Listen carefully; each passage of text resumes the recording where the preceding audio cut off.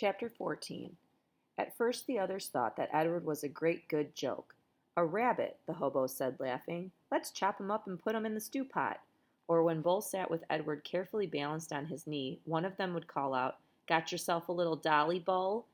Edward, of course, felt a surge of anger at being referred to as a dolly, but Bull never got angry. He simply sat with Edward on his knee and said nothing.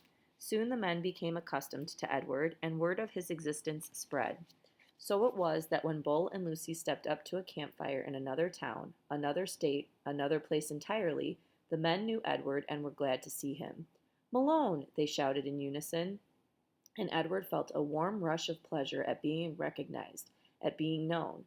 Whatever it was that had begun in Nellie's kitchen, Edward's new and strange ability to sit very still and concentrate the whole of his being on the stories of another became invaluable around the hobo campfire. "Look at Malone," said a man named Jack one evening.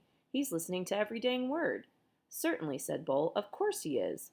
Later that night, Jack came and sat next to Bull and asked if he could borrow the rabbit. Bull handed Edward over, and Jack sat with Edward upon his knee. He whispered in Edward's ear. "Helen," Jack said, "and Jack Jr. and Taffy. She's the baby. Those are my kids' names. They are all in North Carolina. You ever been to North Carolina? It's a pretty state. That's where they are. Helen, Jack Jr., Taffy. You remember their names, okay, Malone?" After this, wherever Bull and Lucy and Edward went, some tramp would take Edward aside and whisper the names of his children in Edward's ear.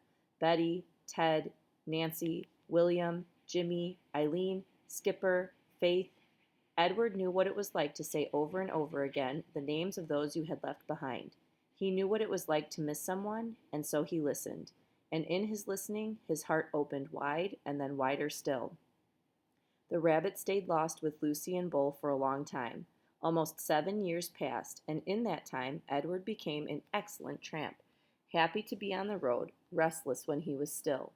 The sound of the wheels on the train tracks became a music that soothed him. He could have ridden the rails forever.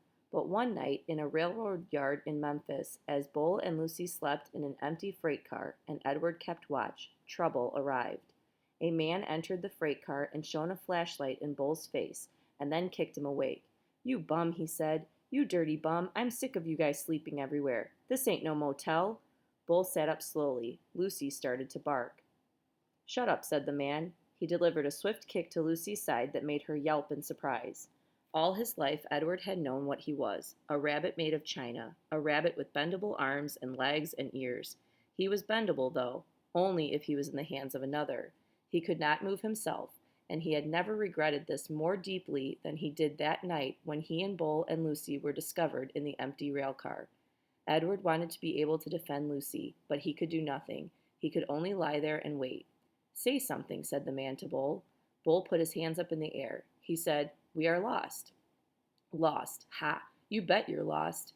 And then the man said, "What's this?" And he shone the light on Edward. "That's Malone," said Bull. "What the heck?" said the man. He poked at Edward with the toe of his boot. "Things are out of control. Things are out of hand. Not on my watch. No, sir. Not when I'm in charge." The train suddenly lurched into motion. "No, sir," said the man again. He looked down at Edward. "No free rides for rabbits." He turned and flung open the door of the rail car, and then he turned back, and with one swift kick he sent Edward sailing out into the darkness.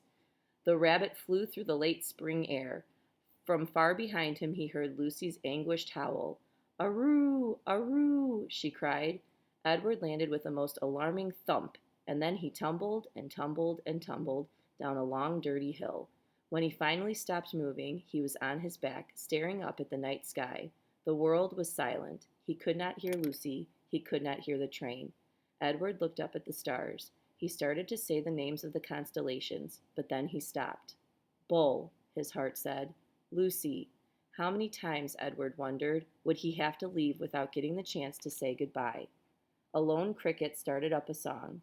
Edward listened. Something deep inside him ached. He wished that he could cry.